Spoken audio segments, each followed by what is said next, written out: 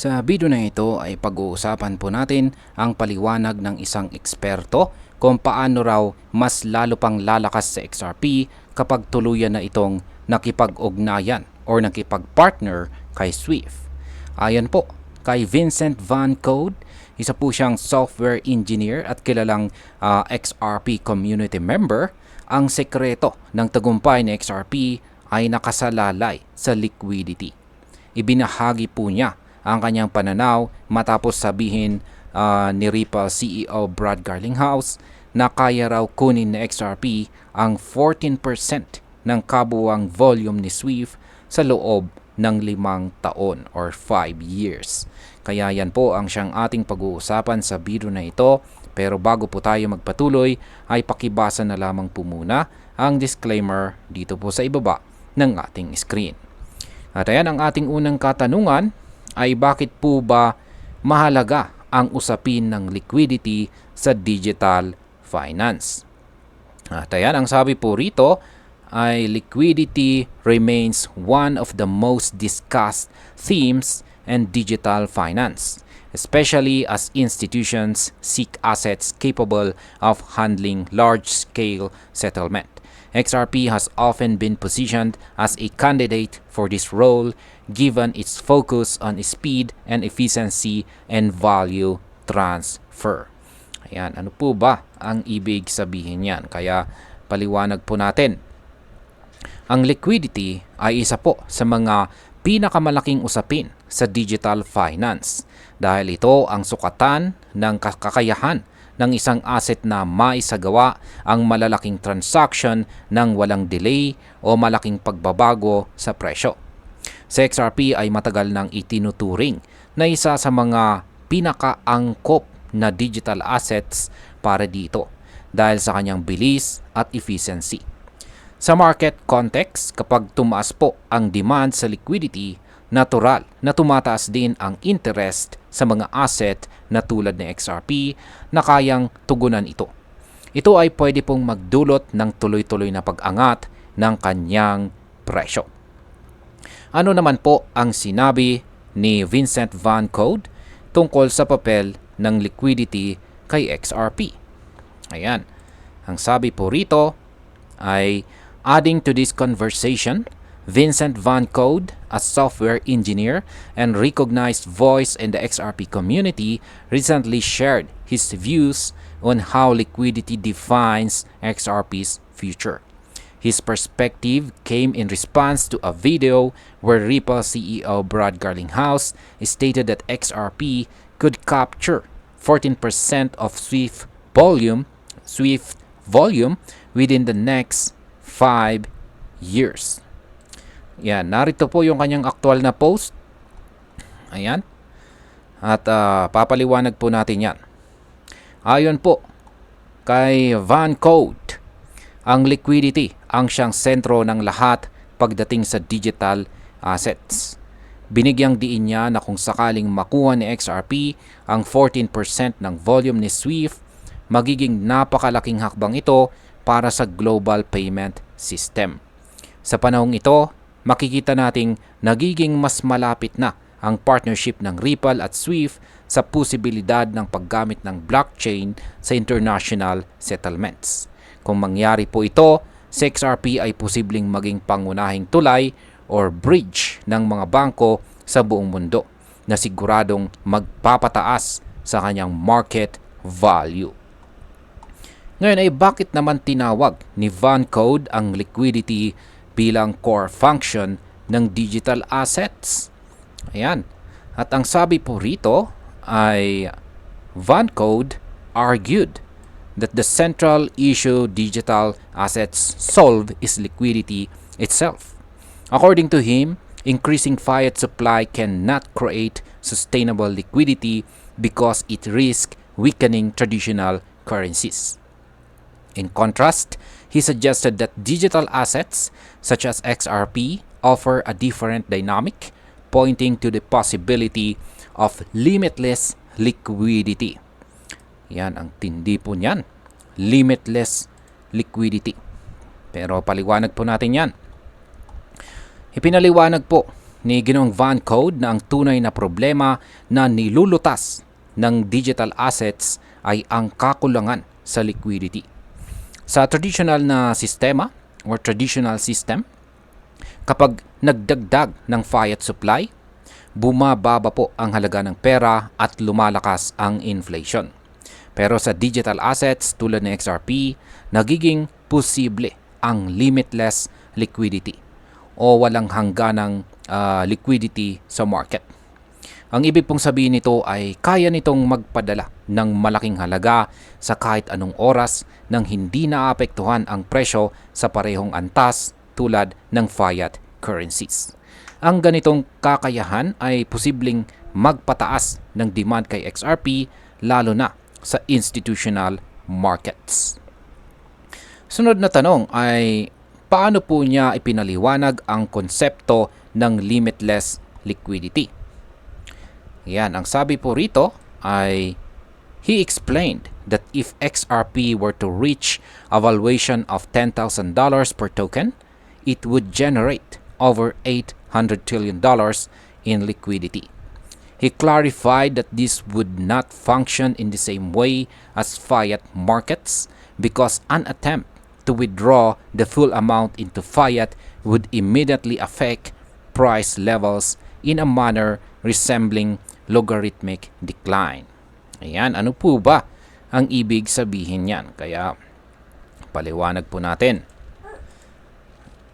Ayan, sabi po ni Van Code, kung umabot man sa XRP sa halagang $10,000 bawat token, makakagawa ito ng higit sa $800 trillion na liquidity. Pero malinaw po niyang sinabi na hindi ito katulad ng fiat markets dahil kapag sinubukang i-withdraw lahat ng iyon sa fiat, babagsak agad ang presyo dahil sa epekto ng supply at demand. Ang paliwanag po niya ay nakabatay sa konsepto ng logarithmic decline na nangangahulugang bumababa ang presyo sa mas mabagal na rate habang lumalaki naman ang volume. Sa madaling salita, ang liquidity po ni XRP ay nakadepende sa market depth, hindi po sa dami ng fiat. Ito ang dahilan kung bakit tinatawag itong sustainable liquidity.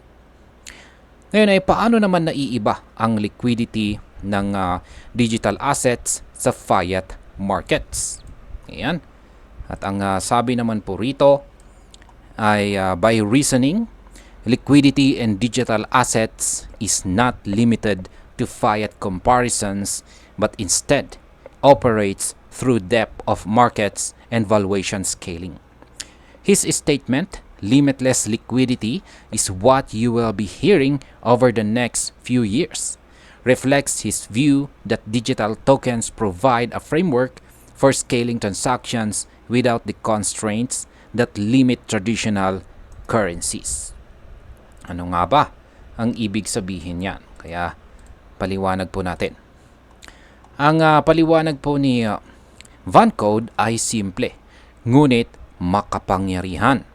Ang liquidity sa digital assets ay hindi kailangang ikumpara sa fiat dahil iba ang mekanismo nito. Habang lumalaki po ang market value ng XRP, lumalalim din ang kanyang liquidity. Ang ibig sabihin, kahit madagdagan ang transaction, hindi po agad naapektuhan ang presyo. Kapag mas lumawak po ang paggamit kay XRP, mas lalaki ang kanyang liquidity capacity na posibleng magdala ng malaking pagtaas sa presyo sa susunod na mga taon. Paano naman konektado ang lahat ng ito sa XRP ledger? Ayan, ang sabi naman po rito ay Van Code's view on liquidity is based on the XRP ledger, built to handle high transaction volumes with speed, low cost, and finality. If liquidity scales as he suggests, the XRPL could serve as the foundation for global settlement. Ayan, ano nga ba ang ibig sabihin niyan? Kaya paliwanag po natin. Ang pananaw ni Ginoong Van Code ay nakabatay po sa XRPL or XRP ledger. Ito ang backbone ng XRP ecosystem na kayang magproseso ng libo-libong transactions bawat segundo sa napakababang fees. Kapag naganap ang sinasabi niyang limitless liquidity, ang XRPL ay maaring magsilbing pundasyon ng global settlement system.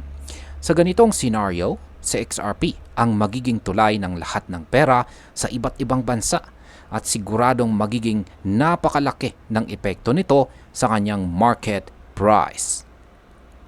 Paano naman po nagre-react or paano naman po tumutugma ang pananaw ni Vancode sa vision ni Ripple? Ayan. At ang sabi po rito ay his remarks complement Ripple's vision for XRP and financial infrastructure. While Garlinghouse pointed to XRP capturing 14% of SWIFT traffic, Vancode emphasized liquidity mechanics, framing XRP as more than just a bridge asset. Ano nga ba ang ibig sabihin niyan? Paliwanag po natin. Parehong direksyon ang tinutumbok ni Garlinghouse at saka Vancode. Si Garlinghouse ay nakatutok sa market share na posibleng pong makuha ni XRP mula kay SWIFT. Samantalang si Vancode naman ay nakatuon sa technical na aspeto ng liquidity. Ang kombinasyon ng dalawang pananaw ay nagpapakita po na hindi lang basta bridge asset si XRP, kundi isang matatag na haligi ng modern financial infrastructure. Kung tuloy-tuloy itong maipapatupad, posibleng maging pangunahing sistema si XRP sa international settlements at magdala ng malawakang market growth. Ano naman ang inaasahang growth outlook ni XRP sa ganitong setup? Ayan, ang sabi po rito ay if adoption and valuation increase, the XRPL could emerge as a leading network for liquidity across markets. This also positions XRP as a potential solution to institutional demand for scalable financial settlement. Though Vancode's projection depends on a sharp rise in XRP's price, his point remains that the ledger's architecture supports sustainable liquidity. Ano nga ba ang ibig sabihin niyan? Kaya paliwanag po natin. Ayan. Kapag patuloy na tumaas ang adoption at valuation ng XRP, ang XRPL ay maaaring maging pangunahing network ng liquidity sa buong mundo. Magiging solusyon ito sa matagal ng problema ng mga institutions na naghahanap ng scalable settlement system. Kahit mataas ang inaasahang presyo sa projection ni Vancode, malinaw na sinasabi niyang handa ang XRPL na tumugon sa ganitong demand. Ang ganitong foundation ay nagpapakita ng matatag na potensyal na XRP para sa long-term growth at saka stability sa market. Ayan, bilang panghuli, ang opinion ko naman tungkol dito para po sa atin bilang mga traders at investors ay malinaw ang koneksyon ni XRP sa SWIFT, kung saan ay isang napakalaking development. Hindi lamang ito partnership, kundi isang sinyalis ng pagbabago sa global finance kung saan si XRP ang posibleng maging susunod na standard ng liquidity at settlement. Ang paliwanag po ni Vincent Vancode ay nagbibigay sa atin ng malinaw na ideya kung bakit si XRP ay hindi ordinaryong crypto. Siya ay handang-handa para sa isang bagong yugto ng global financial revolution. Kaya kung patuloy nating babantayan ang progress nito, maring masaksihan natin ang isa sa pinakamalalaking pag-angat sa kasaysayan ng crypto market. At ayan, hanggang dito na lamang po tayo sa video na ito mga ka-crypto. Marami pong salamat sa panunood.